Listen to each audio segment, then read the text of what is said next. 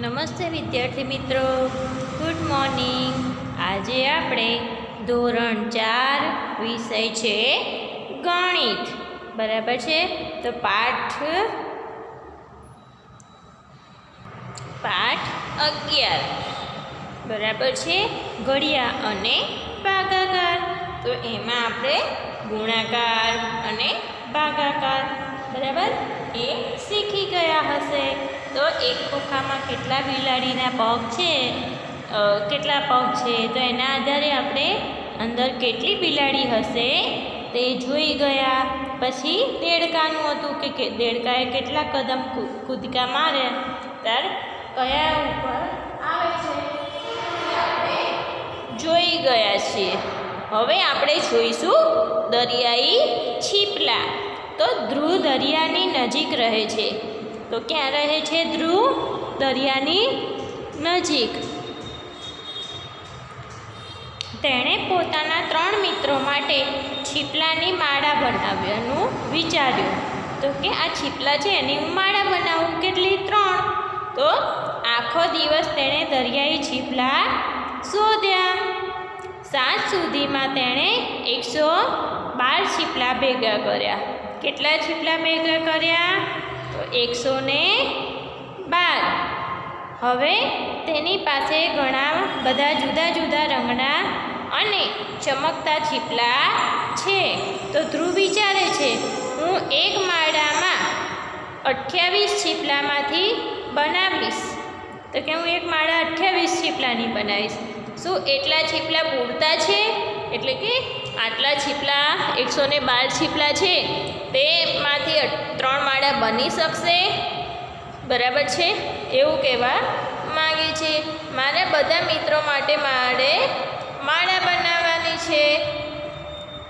તો હવે જોઈશું કે તેણે એક માળા માટે 28 છીપલા લીધા હતા, બરાબર। તો આપણી પાસે કુલ કેટલા હતા? 112। તો એમાંથી શું કર્યું તેને? તો 28 છીપલાની માળા બનાવી। તો 112માંથી આપણે 28 શું કરવાના છે? બાદબાકી કરવાની છે। તો અહીંયા આવશે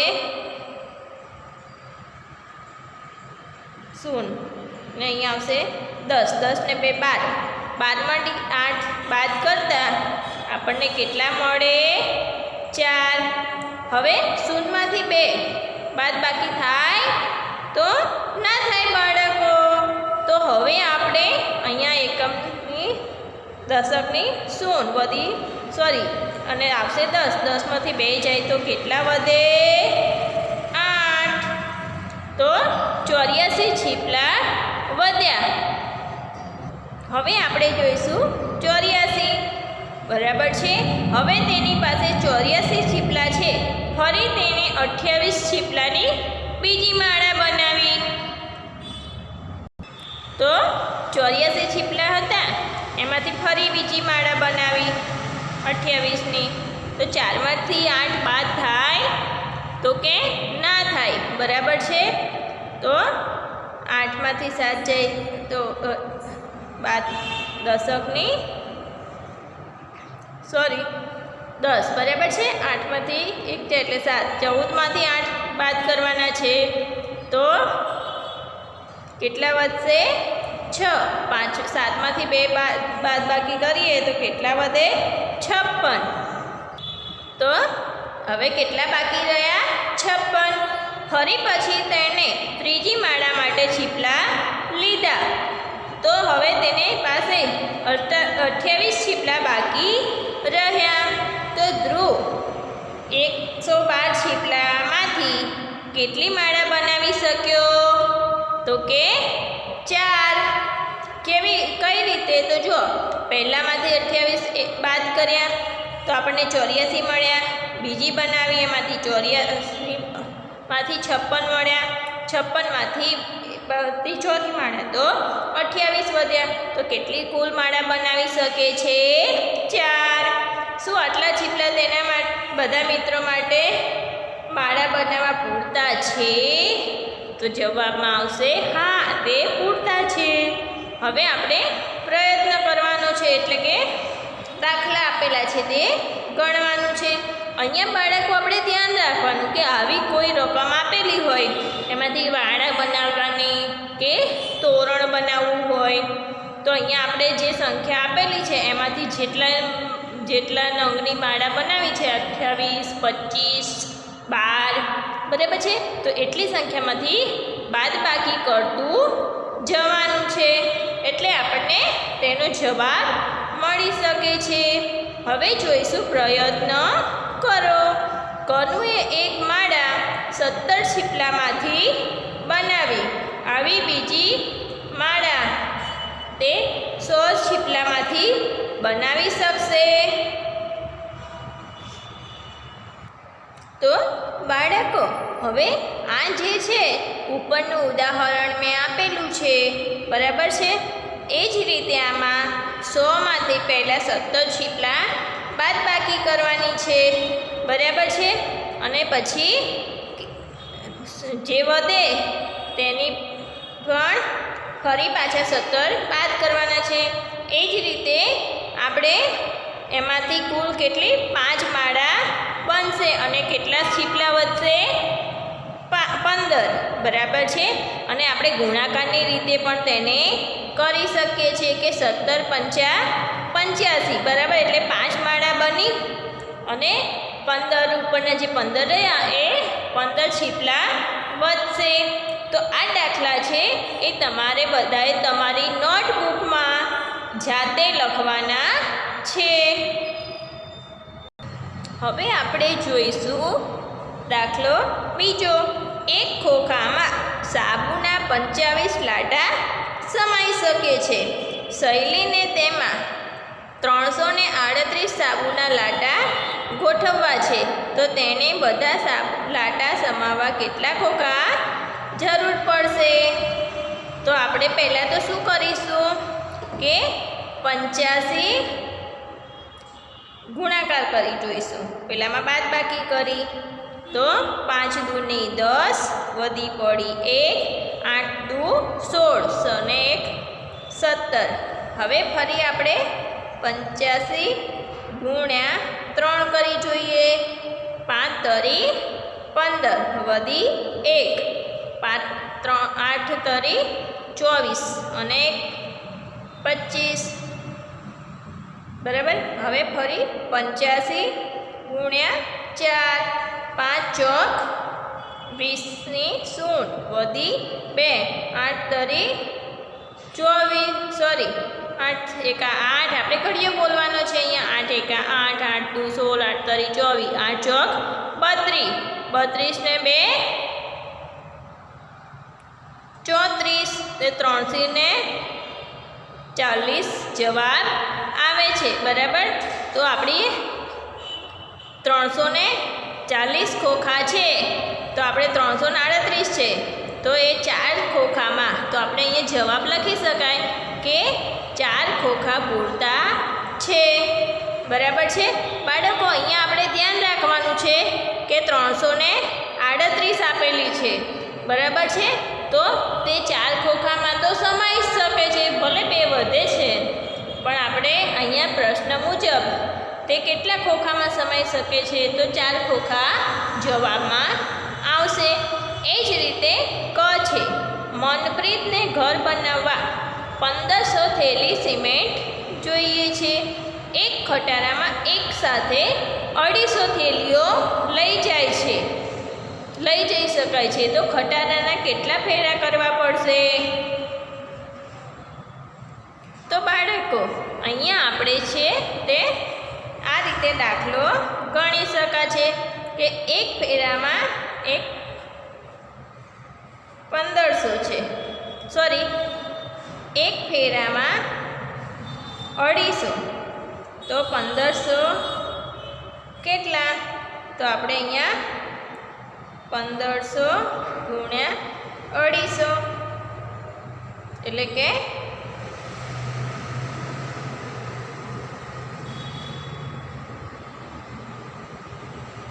તો 25 × 150, તો કેટલા ફેરામાં લઈ જઈ શકીશું? આપણે 6 ફેરા કરી શકાય.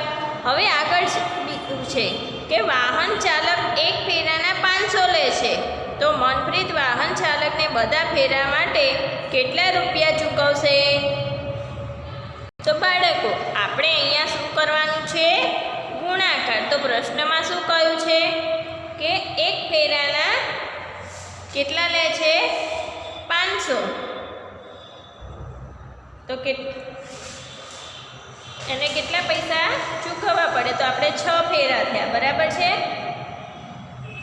તો ગુણાકાર કરવાનો. 6 પંચા 30, તો 3000 રૂપિયા આપણે ચૂકવવા પડે છે.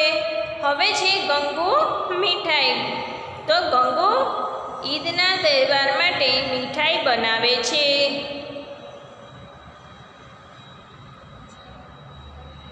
તેણે એક થાળમાં 80 લાડુ ભર્યા છે. મહેરબાની કરીને એક ખોખામાં 4 લાડુ ભરો. મને 23 નાના ખોખા જોઈએ છે. તો હવે શું આ મીઠાઈ 23 ખોખામાં ભરવા પૂરતી છે? તો 23 આપણે એક ખોખામાં 4, તો આપણે અહીંયા ગુણાકાર કરીશું કે 23 ગુણ્યા 4, 4 તરી 12 વધી 1, 4 દુ 8 ને 9, તો 23 ખોખામાં કેટલા ભરી શકાય છે? 92. તો પૂરતા છે? તો જવાબ આવશે ના, વધારે છે. કેટલા? તો કેટલી વધારે મીઠાઈ છે? તો 80 છે ને, આપણે 92 થયા છે. તો કેટલી મીઠાઈ વધારે છે? તો 12 લાડુ વધારે છે. હવે ગંગુની પાસે એક મોટું ખોખું છે, જેમાં તેણે 12 લાડવા ભર્યા છે. 60 લાડવા ભરવા માટે તેણે કેટલા ખોખાની જરૂર પડશે? તો બાળકો, આપણે 60 ભાગ્યા 12. તો અહીંયા જુઓ બાળકો કે આપણે અહીંયા શું કરવાનું છે? તો ભાગાકાર. તો આપણે અહીંયા કરીશું 60 ભાગ્યા 12. તો 12નો ઘડિયો 60 આવે ત્યાં સુધી આપણે બોલવાનું છે. 12 એકા 12, 12 દુ 24, 12 તરી 36, 12 ચોક 48, 12 પંચા 60. તો જુઓ બાળકો, આપણે કેટલો સહેલો દાખલો છે. તો હવે આપણે કેટલા ખોખાની જરૂર પડશે? 5. હવે મહાવરો આપેલો છે, તો આપણે હવે મહાવરો જોઈશું. નીલુ વાર્તાની 15 ચોપડીઓ તેના વર્ગ માટે લાવ્યો. આજે 45 વિદ્યાર્થી હાજર છે, તો એક ચોપડી કેટલા વિદ્યાર્થીઓ સાથે મળીને વાંચી શકશે? તો બાળકો, અહીંયા વહેંચવાની વાત કરવામાં આવેલી છે, બરાબર છે? તો વહેંચવાનું થાય તો શું આવે? ભાગાકાર. તો અહીંયા 45 ભાગ્યા 15. તો આપણે 45 ભાગ્યા 15, તો 15નો ઘડિયો 45 આવે ત્યાં સુધી બોલવાનો છે. તો 15 એકા 15, 15 દુ 30 ને 15 તાળી 45.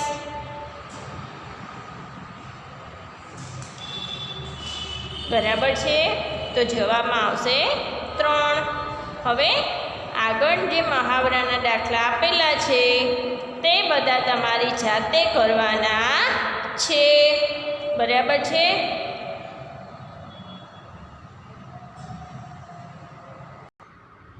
તો હવે બાળકો, આપણે જોઈશું બાળકો અને તેમના દાદા. તો રાશિ, સીમા, મૃદુલ, રોહિત અને લોકેશ તેમના દાદાજી પાસે મેળામાં જવા માટે પૈસા માગે છે. મારી પાસે મારા ખિસ્સામાં 70 રૂપિયા છે. મને જણાવો હું કેવી રીતે તમને સરખા ભાગે વહેંચી શકું છું.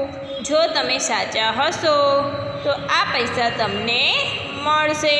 દાદા શું કહે, તમે સરખી રીતે ભાગે વહેંચી શકશો તો હું તમને પૈસા આપીશ. બરાબર છે. તો પહેલી રીત છે કે રાશિ અને સીમાએ થોડીવાર વિચાર કર્યો અને કહ્યું, તમને ખબર છે કેવી રીતે? તો 70 ભાગ્યા 5. તો સીમાએ લખવાનું શરૂ કર્યું. તો બાળકો અહીંયા આપણે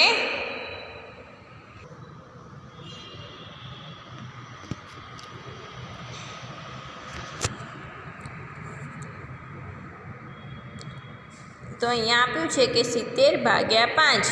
તો કે 5 એ દાન 50. તો પહેલાં શું કહે છે કે પહેલાં હું દરેકને 10 રૂપિયા આપીશ. એટલે 5 ગુણ્યા 10 બરાબર 50 રૂપિયા વેચી શકાય. હજી મારી પાસે 20 રૂપિયા વધ્યા છે. તો શું કર્યું? રાશિએ તેને આ રીતે પૂર્ણ કર્યું. તેને કહ્યું કે દરેકને 4 વધારે આપ્યા એટલે મેં 20 રૂપિયા વધ્યા. તો કે બધાને 4 પંચે કેટલા થાય? 20. તો અહીંયા શું થયું કે 4 પંચા 20 બરાબર. તો શેષ વધી નહીં. બરાબર છે.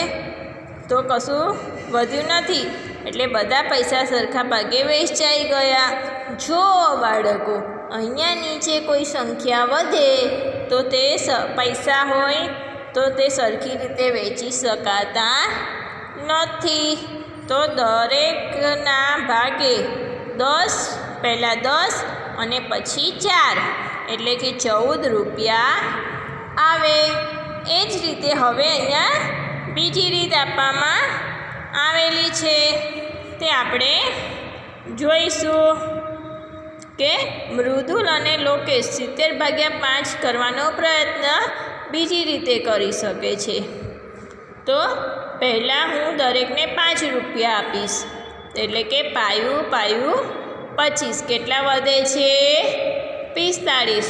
હવે કહે છે કે મેં 5 ગુણ્યા 5 બરાબર 25 રૂપિયા વેચ્યા. દરેકને 6 રૂપિયા વધારે આપ્યા. તો શું કર્યું? પછી ફરી પાછું 5 છંગ 30 બરાબર છે. તો ફરી બધાને કેટલા આપ્યા? 6 રૂપિયા વધારે આપ્યા. 6 ને 5 11 થયા. હવે મેં 30 રૂપિયા વધારે આપ્યા. તો મારી પાસે કેટલા રૂપિયા વધશે? તો કે જવાબમાં આવશે 5 રૂપિયા. તો બાળકો બાકી વધેલા રૂપિયા લોકેશ કેવી રીતે વહેંચશે તે તમે પૂર્ણ કરો. તો તમારો જવાબ ચકાસો. તમારા જવાબને 5 વડે ગુણો અને જુઓ કે તમારો જવાબ સાચો છે. શું તમારો જવાબ સાચો છે? તો કે હા, અમારો જવાબ સાચો છે. હવે તમારી પાસે પોતાના રીતે રૂપિયા 70 સરખા ભાગે 5 લોકો વહેંચે તો તમે ઈચ્છો તો દરેક 2 રૂપિયા આપી શરૂઆત કરી શકો છો. એ જ રીતે તમે 11 રૂપિયા આપીને પણ શરૂઆત કરી શકો છો. શું તમે 15 રૂપિયા દરેકને આપી શરૂઆત કરી શકશો? તો કે હા, અમે કરી શકીએ છીએ.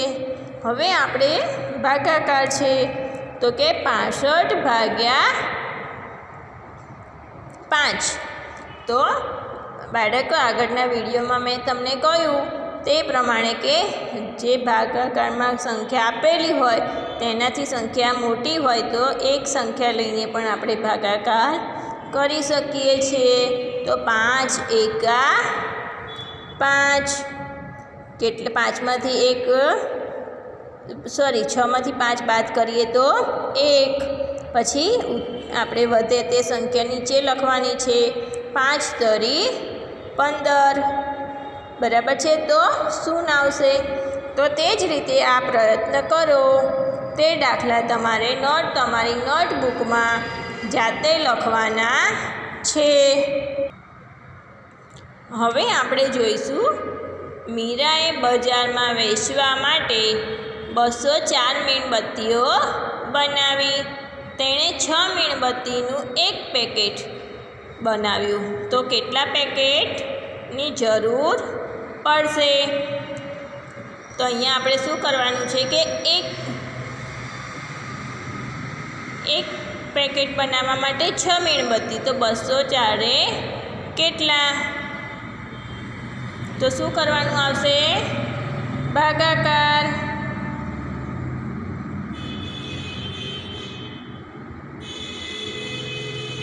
તો આપણે ભાગાકાર કરીશું.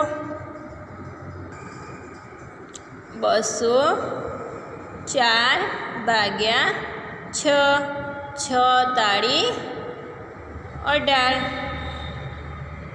બરાબર છે.